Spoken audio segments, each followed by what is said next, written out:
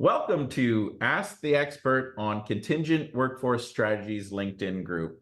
And as always, we have an amazing topic for you today and a fabulous guest who is an expert in this space and wanted to introduce the topic of the exciting chase for the mid-market in the contingent workforce industry. And we have Dawnette Cooke today, who I've known for many, many years in our industry. She's worked on large enterprise accounts and clients. She's worked for employer of records.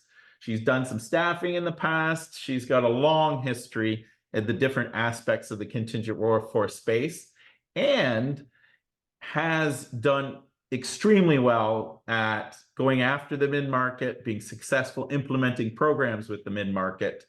And I thought, who better than Dawnette to come on and have a conversation with us about the mid-market in the contingent workforce space and the chase that we're seeing. Everybody tends to have that on their lips. Oh, we go after the mid-market. So Dawnette, thanks for taking time to come on today and chat with me about this topic.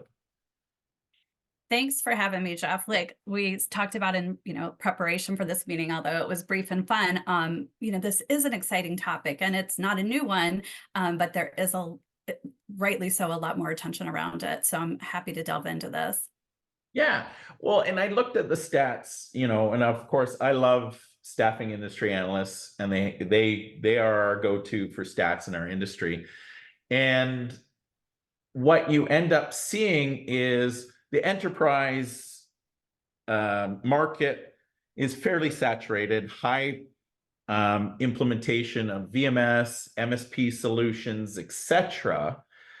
But when you look at the total market spend, it continues to shrink by just servicing that enterprise market.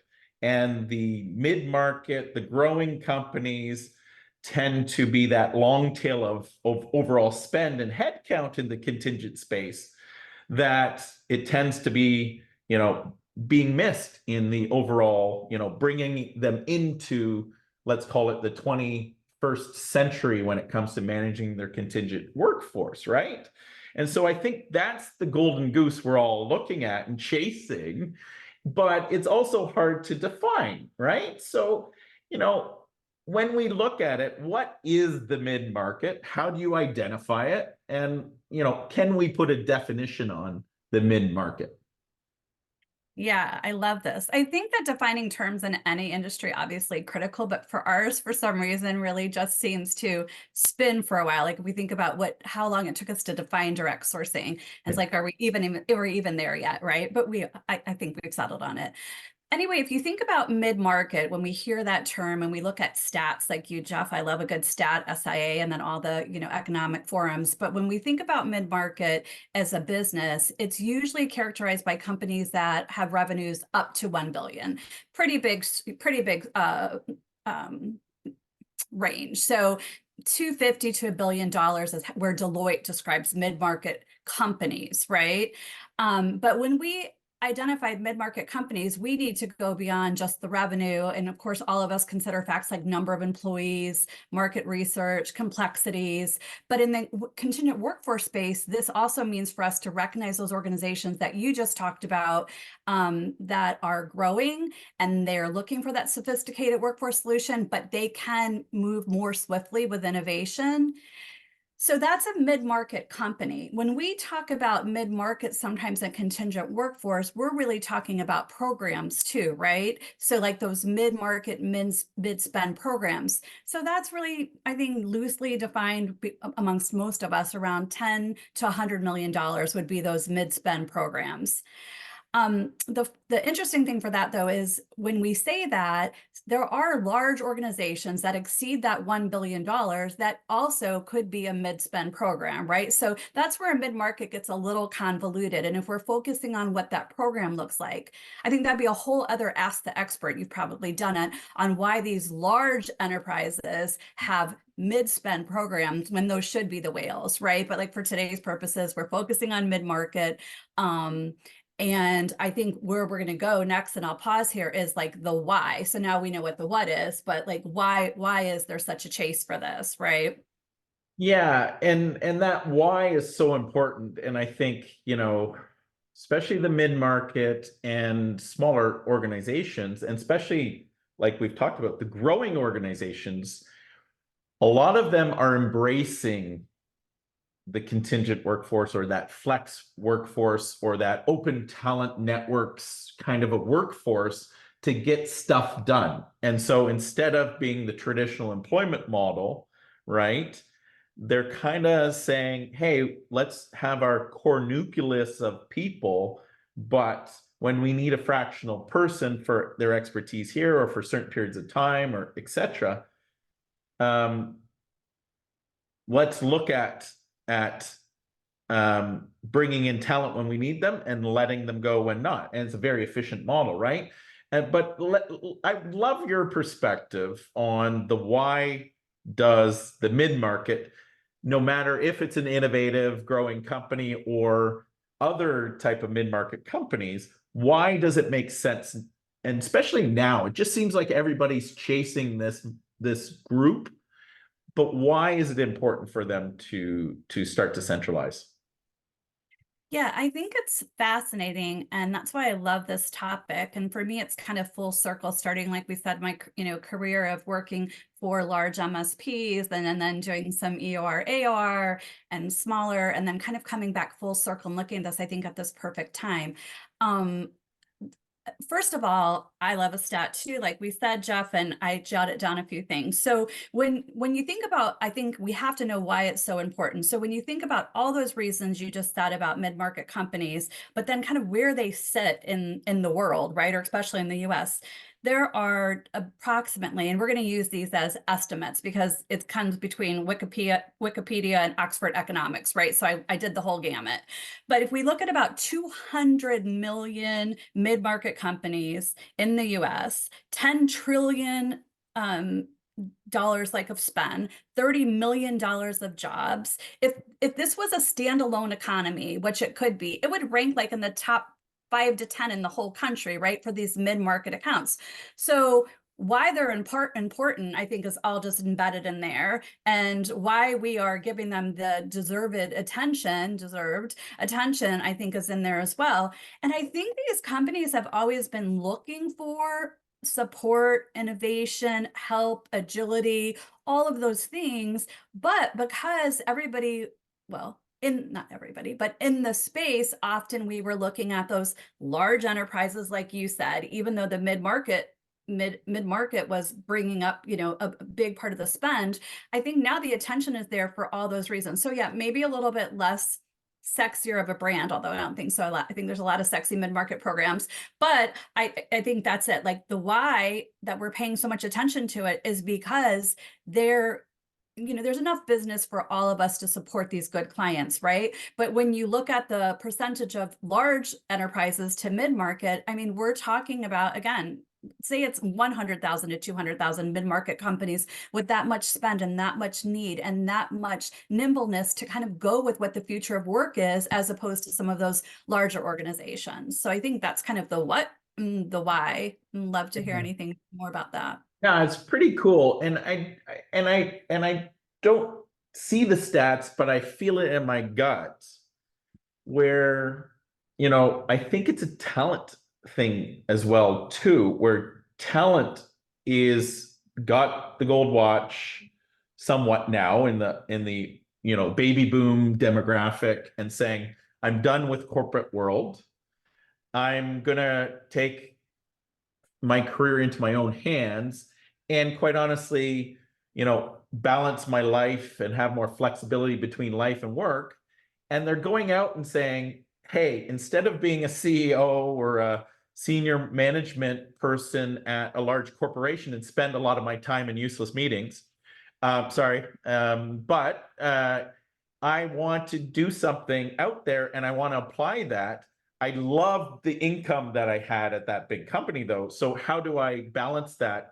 I'm going to go out as a fractional executive and I'm going to take the talents that I have helped that company go from here to there and I'm going to do it with the other mid-market clients too. And I think there's a talent push out there where usage of and the opportunity for mid-market clients to use more of the talent that they can buy on a fractional basis that you wouldn't have been able to afford to compare against a big corporate entity to pay a salary, etc. If I can get a quarter of their knowledge, and that talent can then, patch together 2 or 3 other gigs in the mid-market, then each of these mid-market organizations are getting the best talent now at a fraction of the cost. They're only getting a fraction of the time, but in a lot of cases, that's all you need, right? And so I think the usage of contingent work in the mid-market is going up too. And I don't have the stats per se, and I hope we'll start to see more tracking of usage in the mid-market of contingent workforce, because I think as a general trend, we've seen contingent workforce going up to that, 35 to 50 range of the overall workforce. And we're talking about trillions of dollars of spend and millions of people. It's probably happening in the mid-market more and more too. And that need to centralize and organize that spend is so essential to any business, no matter the size. Yeah. Yeah, that's what's so fascinating. And I think too, like we said, when you said you don't have the stats, but you have the gut feeling. And I think that's what always then, years forward would result in the stats. But I totally agree with you. And bringing all of these experts and former C-suite and, the like to do that fractionalized base. One, I think they bring the experience and the knowledge of working for the majors, right? But they also have this passion of really helping grow these companies. And you have the opportunity to really, you can go to these mid-market programs that are at the onset and double the size of that organization in like record time. And there's something so fulfilling about that. And I also think when you're talking about talent, if you go to, employees or people new in the market, or the donut makers, so to speak, because we all need donut makers, they also are driven to these mid-market clients, companies, because of the feeling of that belongingness and the contributions. And it really is, it's really hitting all those gems that we're talking about, right, before it goes to talent. So I agree with you. I think we're, as providers, responding to what we know about spend and dollars and those things and looking at headcount, but also it is, and it's fascinating, and I didn't expect that we would go here, is talking about we're following the trends of the talent and the passions of people to work the way they want in this new world of work. Yeah, love it. It's amazing. It So, is amazing. Fascinating. we're kind of setting the stage on the, what and how and why that this is growing in an interesting market. But now it's the how, right? And I think, what are some of the approaches that you're seeing organizations starting to implement, right? Because once again, if I'm not $100 million in spend and have a budget of X for 4 internal, staff and that kind of thing, and I can't push the ROI or can't put my thumb on an ROI to justify building a program out like you would see in the larger enterprise programs, what are you seeing as some of the approaches in the mid-market, and how are vendors, starting to work with organizations, both be it tech, services, etc.? What are you seeing how's that evolution happening? Yeah, great. There's a lot of components in that question, and all really interesting. So, I think it is sorry to be so kind of glib, but it is a multifaceted approach, right? So you are looking at strategies like hybrid, transitional, internally managed, and then some of those like traditional models trying to catch up or protect their spend, so to speak. So hybrid models seem to be increasingly popular amongst the mid-market, I think, because they don't have, like you said, the resources to fully staff, and 4 being kind of minimum for a decent sized program, right? But they've hired the right folks, and they have like the resources and like the foundation and informed owners of programs and those things, which I love. We all love those, mature program owners that are coming in. So we're seeing a lot of that in that hybrid, kind of like that maybe looking to own part of the program and not completely outsource. And so I always like to call that co-sourcing. Yeah. So in that hybrid, like you look at all the MSP functions, right? And there's the list that there are, and you look at those contingent workforce program functions, and then you start saying, let's like look at those a la carte. What do you want to maintain, control, own, and what's the pieces and parts or components that you want to outsource? So that's kind of where I see the hybrid models going. In prepping for a panel recently, we were all sharing, and it was, VMS and other MSP companies, like what is the percentage of completely insourced versus outsourced managed programs? And it was about 20% insourced and 80% outsourced. But I think there's a pretty big number in between that would like to look more at this co-source model, but we're struggling to kind of catch up, right? And then I also think that what we're doing the transitional model is let somebody come in and build this program for you and get it propped up and implement and get all the processes and, be that VMS co-administrator with you along with the VMS company. And then you can take it on. And then maybe you spot use us by, I mean, a provider, for managed services. I don't even like to only say MSP anymore, because it really is contingent workforce program management, right? So those managed services of programs, and kind of let us come in and, spot support that. And all those things could look very different. It could be supplier management, distribution management, engagement management, direct sourcing, that tenant, SOW, IC compliance. And then again, I think that hits the hybrid and transitional models. The other thing that I feel, or that I really am excited about, is programs that are just like in these mid-market programs that have kind of been,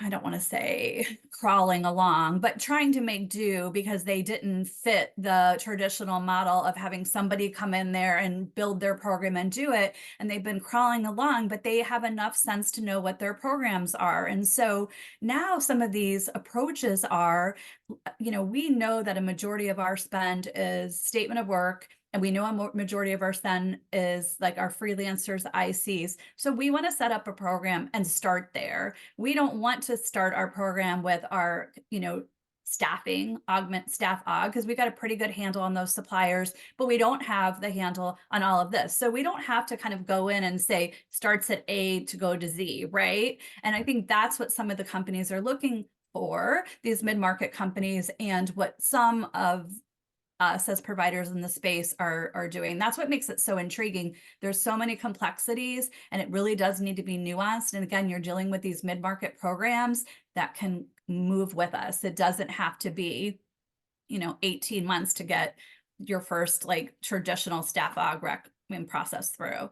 Yeah, and that's important, right? It's situational, and we as the community and the providers have to think about the needs of the clients, as opposed to here's our square peg, or what is it, round hole, and you Yes. need this, that doesn't fit with the round hole needs you have, right? So it's a situational situation that there has to be this fluidity and even potentially baby steps in building a program, right? And so, you almost hate to say it, but it's often you've nailed it. It could be any of the potential providers in that general enterprise ecosystem that can come into the mid-market and help them organize their program. Because really, centralization is just organizing, streamlining processes, putting some policies in place and then supporting it.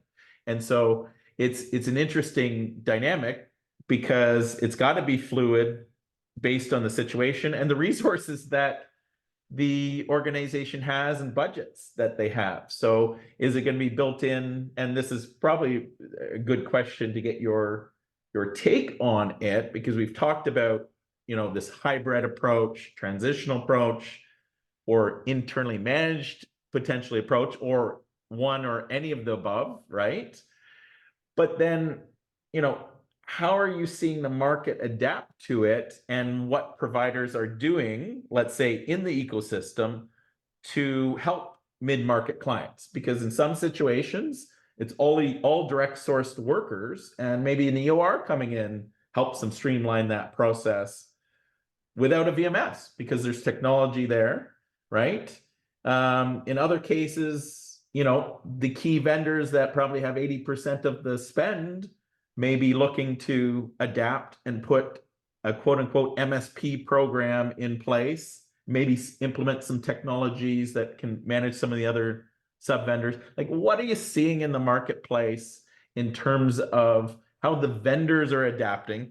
And please also include some of the new guys, the new technologies that are coming into the marketplace as well, that you're seeing their approaches on how they're adapting, as well as traditional models, how that's adapting as well. And how are different vendors coming to market? Yeah, let's talk about that because I think when we're talking about different vendors and the new players, what I'm seeing and I found interesting because I was, not ever out of the space, but at a different place, right? And then I'm kind of coming recently back in to the new mid-market the new mid-market and MSPs and VMSs and all of those things, is that staffing companies are becoming a major direct consumer of VMS, right? And so typically that wasn't the track, right? It was, I think everybody originated from staffing, but it was always like, I'm going to be the program manager and staff. And so I feel like a lot of the staffing companies, to respond to the company's needs, but also to protect their business, right? And rightly so. And even Talent Procure has that in our offering. And it should, because it serves the client. I think it serves the client at least to get them started, but it's doing these, master vendor and vendor on-premise roles that are, or models that are usually as a result of, have a large population in distribution or manufacturing or call centers or the like, right? And that's where the master vendor VOPs are coming in, and these newer VMSs, good tools, good people, all from the places we all came, are responding to that. And it's not kind of like a VMS in a box, but it is set up specifically in an easy flip for this, right? And that's true for some of the majors. And then I think for, MSP companies, when we're responding to the voice of the customer and the economic and HR trends, we are having to, and we want to, go ahead back to, like you said, look at those models, and not everything makes sense. So yeah, potentially if it's all AOR, EOR, given the type of work that they are doing, and there's a lot of SOW management, and that's always the most spend, traditionally, maybe it is maybe we bring the VMS in, at that same time, or maybe we don't. I think regardless of what we need to do as a community is, obviously respond to the needs, keep advancing, keep supporting, keep building these ecosystems in a true collaborative way. But when we go in for these mid-market companies, these companies are growing, right? We said that at the onset. Like, these are the companies that will become, there's a huge range between 250 and $1 billion, right? Yeah. And that's going to continue to grow. So whatever we do, all of this should be the foundation of a contingent workforce program that is scalable. So kind of pulling those pieces and parts and technologies out. And I think some of the newer players are able to do that, right? Because they're kind of starting there. And I think at one time we all did, right? Yeah. And it's interesting. Again, you're seeing such an evolution and flexibility in different approaches. And you're right. A lot of, I see it from a geographical basis. In Europe, there was always the master vendor approach, right? You had one of the big guys, and then they managed all the vendors for you. But it wasn't kind of this facade of a vendor neutral MSP that was the big guy too. We have in North America with just branding, not, and it's evolved very much so, but now they're starting to look at more of the vendor neutral MSP model as they're becoming more astute and saying, well, wait a second, that wasn't in our best interest to have the master vendor approach, especially on a large enterprise basis. And they wanted a vendor neutral MSP. And those large staffing are becoming one of the key providers in that program. Whereas I think the evolution here and in the mid-market, I think in some cases that's working, and I'm seeing the vendor community build MSP programs. And like you say, a lot of the other providers are looking at that pseudo MSP program, managed master vendor program approach. And we're getting newer technologies that are light to implement, working with staffing to help them build these programs too, and provide some of that technology, that it's not only an enterprise implementation. So I think that that combination of technology helping staffing become MSPs is also helpful in the marketplace as well, or at least trend I'm seeing. We'll see how it ends up. But yeah, it's fascinating how this is all moving right now, and the approaches and what vendors are doing. You know, we've also compared enterprise, right? And enterprise needs, and how that's pretty standard. You've got your ecosystem, you've got your models, and then the mid-market.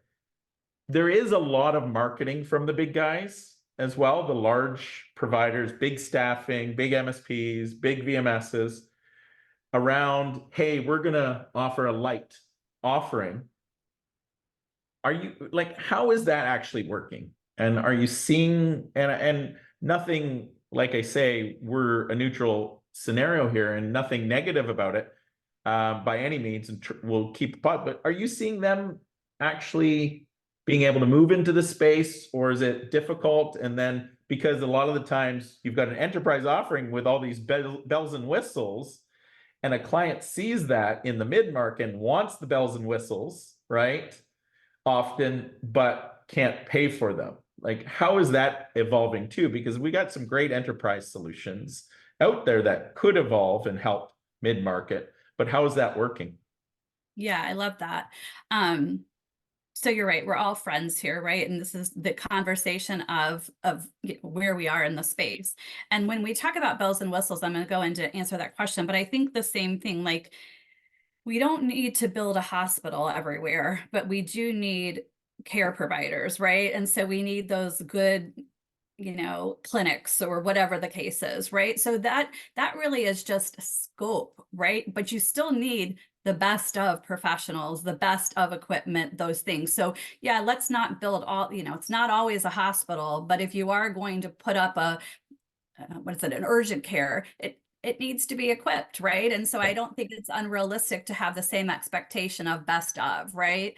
So, but specifically about the question about what are the larger players doing, and you and I have been at this for quite a while, right? And I think when people say, oh, you're an expert, I'm like, well, I should know something because that's all I've ever done in my life. So I don't even want to say expert, I'm just experienced, right? Experience. But We're experienced. yes, experienced. Very, very experienced, as I show my gray top. So, but the quest, like for us to, the quest to serve this mid-market, because it's not new, right? These organizations have always existed. It's always been economically viable for us in the space. And I feel like, MSP and VMS companies have, over the years, haven't seen this as a new challenge. But like, this is 15 plus years. I recall various attempts at the companies that I've had the privilege to work for, where we're trying to do, to catch up, right? And so the MSP and VMS Lite, or implementation in a box, and those were kind of the early efforts. But now most of these friends of ours, right, and the larger and more established MSP companies have specialized divisions for mid-market. So it's preset, and the VMSs too, and they'll be like preset offers or programs. One of the programs, and this is no slam, that was at one time that was called like a deviation instead of, and so they were specifically aimed at the mid-market clients and emerged from that really need that we've been talking about. But to your point is, it still cannot always be cost effective either for the buy side or for the provider, because these companies have huge overhead, right? And honestly, when you're implementing a program, whether you have 10 incumbents or 1,000 incumbents, the scale of the work changes, but if you're using the same blueprint, it's the same amount of work, the same amount of effort, and either you're going to charge for those implementation costs because you have this huge hospital, or, or you're going to charge for it, or you're going to be in the red forever and nobody's going to do that anymore. Right. So I think that's where I think there's been a solution in place. I think there's been a challenge of marrying it. And I think that's why some of the new providers, us being one of them, are saying we can do this, right? We, come from the space, and not that the larger guys can't, but from a cost perspective, it doesn't always make sense for them. Yeah. No, and it makes sense. And once again, I'll go back to that. It's a situational situation. Yeah. Your budgets, needs, etc., have to match. And you don't need the hospital when you've got an urgent care nearby. Or I always say, why buy a Cadillac when, I don't know, let's say a Kia or a Accord works, right, for you in your needs for getting A to B. So yeah, it's very interesting, and it'll continue to evolve as we see. This has been amazing, and I know we can talk forever because we have talked forever, Dawnette, on a lot of different topics. But like if I'm a program lead at a contingent program, and let's even say if I'm a mid-market organization that kind of fits into that either small but growing usage, or that spend range that you're thinking of in headcount range, like where do I start and what should I be thinking about to prepare myself, prepare my organization to start to formalize a program? And we've seen these mid-market clients, right? It's usually an HR person more than even a procurement person a lot of times that says, hey, we're starting to spend a lot on contractors. Can you figure out organizing this better? Or something happened from a risk perspective, policy wise, that the business is running it with contractors and something blows up. And then they're charged with figuring it out to minimize the risk. But that's also part of the why they should look to centralize. So, what should an HR manager, or even a procurement or a business manager that is looking at this going, I know there's a better way. What do I need to start? How do I start? And where do we go? Yeah, I love that. And this is where I think that there's a lot of similarities between the reasons why people, why organizations and those personas and folks you talked about look for programs in large or mid-market. But I think in mid-market, specifically, your example of who do I, one is, do I know my spend? Do I know my program? Do I know the growth? At least, have that, that basic, those basic data points. So collectively with whoever you choose to partner with, you can start making those data-driven decisions to look at, do we start like the way everybody starts here, or do we start here to build a program that will bring the most benefit, the most cost savings, the most organization, take the pain points away. So that could be SOW or indirects or whatever it is, and start here, right? So I think one is to have just really baseline data about that, which I'm sure most have, even if it's on a spreadsheet, and then partner. So I would look for that, like, where does it, I know I need relief, but it doesn't always have to start here. Where do I need to start? And let your partners help you with that. The other thing, like with the example, like why drive a Cadillac versus whatever, go to Nordstrom's, Targets, all are good brands. I want things from all of them, but you definitely want to know like the quality. You deserve quality regardless what you are purchasing, right? From that brand or that size or whatever the case is. So really look for companies that, have experience in mid-market, particularly in your sector or vertical, your predominant, skill types, or your mission critical skills, your hard to fill skills. Cultural alignment is really important when it comes to that. And those sound very, la or vapor or whatever, but those are pretty easy to determine on, some basic conversations and interviews. So, and then think about what you want your output to be for phase 1, phase 2, phase 3, and let your partners help you do that. You don't have to boil in the ocean, but you do need to start somewhere. And you want to get off of the spreadsheets, or you want to get off of having 12 different processes or no centralization and all those things. And that would be what I'd like to say. What are my top 3 pain points, and who can I partner with, and how can I partner to get this started to then give good results to my to my stakeholder community when it comes to cost, efficiency, and talent, right? Oh, totally. I think, working with your vendor community, most vendors these days have worked through some sort of a centralized program. They'll start the information sharing on how they work in other programs to then looking externally to experts in the space, even a consultant to start too, right? But there's so many different people you can reach out to and to gain that information. But the most important thing, if you're going to do that, have that data that you were just mentioning. You got to know what the issues are, what you've got to work with here, and understand what's your head count, where is it being used, what are some of the issues with it, how much are you spending on these things, and then you can start to think about organizing it, right? And often that's your HRIS or payroll systems, etc. It's your AP systems, right?